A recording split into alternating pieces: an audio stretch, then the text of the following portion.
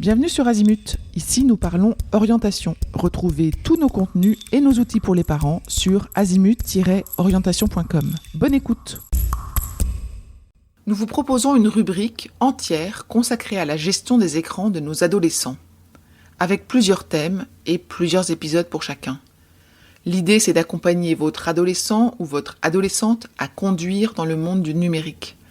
Vous y trouverez une synthèse, des clés, des conseils, des idées pour continuer à rester connecté avec votre ado sur le thème des écrans. Dans cet épisode, nous répondons à la question « Quelles sont les caractéristiques de l'Homo connecticus ?» À l'ère de l'Homo connecticus, comme certains nous appellent, nos objets connectés sont devenus des extensions physiques et digitales de nous-mêmes. À l'image de ces outils, il faut être disponible à tout moment, il faut être flexible, réactif, multitâche. Or, nous restons des humains. Pour preuve, nous devenons de plus en plus impatients, ce qu'une machine ne peut pas connaître. Nos stimuli cognitifs sont de plus en plus sollicités, aussi bien en termes de fréquence que d'intensité. Et cela a pour conséquence que notre temps d'attention serait maintenant de 9 secondes, pas loin de celui d'un poisson rouge. Alors, pourquoi est-ce que c'est si difficile de lever les yeux des écrans ?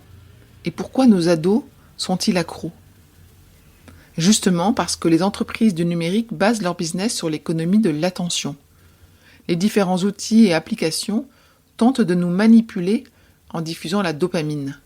Ce neurotransmetteur est lié au plaisir, à la motivation et à l'attention, donnant toujours plus envie, toujours plus longtemps de rester devant un écran.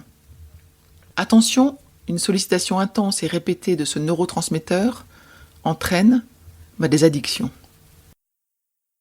En utilisant la fonction scrolling, les réseaux sociaux retiennent aussi fortement notre attention, tout comme les notifications. Et pour nos ados, nous devons garder en mémoire que leur cerveau est un chantier. C'est une réelle métamorphose qui s'opère dès l'âge de 12 ans environ, et un tiers des structures cérébrales se réorganisent à cette période. Leurs émotions sont plus difficiles à gérer. Ils sont plus sensibles aux sollicitations et aux récompenses et ont du mal à s'autoréguler. Ils ne font pas que du récréatif. Ces 2 dernières années n'ont fait qu'amplifier cette tendance. C'est bien plus qu'un écran. Il leur permet de rester en lien, de développer une nouvelle personnalité. Ce qui nous inquiète en tant que parents en réalité, c'est pas seulement le temps que nos enfants passent devant un écran, mais c'est également ce qu'ils y font. Rendez-vous pour d'autres épisodes sur le thème de la gestion des écrans.